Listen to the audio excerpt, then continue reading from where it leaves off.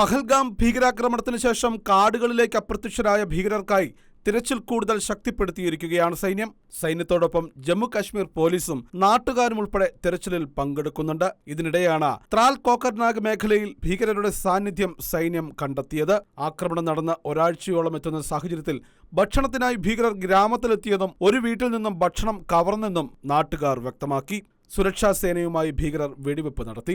അതേസമയം കശ്മീരിലെ ഭീകരവിരുദ്ധ നടപടിയുടെ ഭാഗമായി 48 മണിക്കൂറിനിടയിൽ 6 ഭീകരവാദികളുടെ വീടുകളാണ് സുരക്ഷാ സേന തകർത്തത്. ഭീകരവാദ പ്രവർത്തനങ്ങളിൽ ഏർപ്പെട്ടവർക്ക് നേരെ നടപടി തുടരുമെന്നും അധികൃതർ അറിയിച്ചു. കഴിഞ്ഞ ദിവസങ്ങൾ ലഷ്കർ ഇ തോയ്ബ ഭീകരരായ ആസിഫ് അഹമ്മദ് ഷെയ്ഖ്, ആദിൽ അഹമ്മദ് തോക്കർ, ഷാഹിദ് അഹമ്മദ് കട്ടൈഖ് എന്നിവരുടെ വീടുകൾ സുരക്ഷാ സേന തകർത്തിരുന്നു. പുൽവാമയിലെ കച്ചിപ്പോര, മുറാൻ മേഖലയിലായിരുന്നു ഇവരുടെ വീടുകൾ സ്ഥിതി ചെയ്തിരുന്നത്. പഹൽഗാം ഭീകരാക്രമണത്തിൽ നേരിട്ട് ബന്ധം 3 പേരിൽ ഒരാളാണ് ആദിൽ തോക്കർ. ആസിഫ് അഹമ്മദ് ഷെയ്ഖിനും ആക്രമണത്തിൽ പങ്കുണ്ടെന്നാണ് കണ്ടെത്തൽ. അതേസമയം ഇന്ത്യ പാകിസ്ഥാൻ അതിർത്തിയിൽ സംഘർഷം തുടരുന്ന സാഹചര്യത്തിൽ ശ്രീനഗറിൽ ആർമി കോർ കമാൻഡർമാരുടെ യോഗം ഇന്ന് രാവിലെ ചേർന്നു. കശ്മീരിൽ ലഫ്റ്റനന്റ് ജനറൽ പ്രത്യേക നിയമസഭാ സമ്മേളനവും വിളിച്ചു ചേർത്തിട്ടുണ്ട്. പഹൽഗാം ഭീകരാക്രമണത്തിലൂടെ എല്ലാ ഇന്ത്യൻ പൗരന്മാരുടെയും ഹൃദയം തകർത്ത ഭീകരർക്ക് കഠിനമായ ശിക്ഷ നൽകുമെന്ന് പ്രധാനമന്ത്രി നരേന്ദ്രമോദി മൻ കി ബാത്തിൽ പ്രതികരിച്ചു. ജമ്മു കാശ്മീരിന്റെ വളർച്ച ഭീകരവാദികൾക്ക് ദഹിക്കുന്നില്ല. രാജ്യം കൊല്ലപ്പെട്ടവരുടെ കുടുംബങ്ങൾ ൊപ്പമാണ്. ഭീകരാക്രമണത്തിന്റെ ദൃശ്യങ്ങൾ കണ്ട ഓരോ പൗരനും ലോക്ഷാകുലരാണെന്നുമാണ് പ്രധാനമന്ത്രിയുടെ പ്രതികരണം.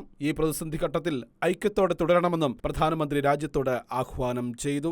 National desk, Shekinah news.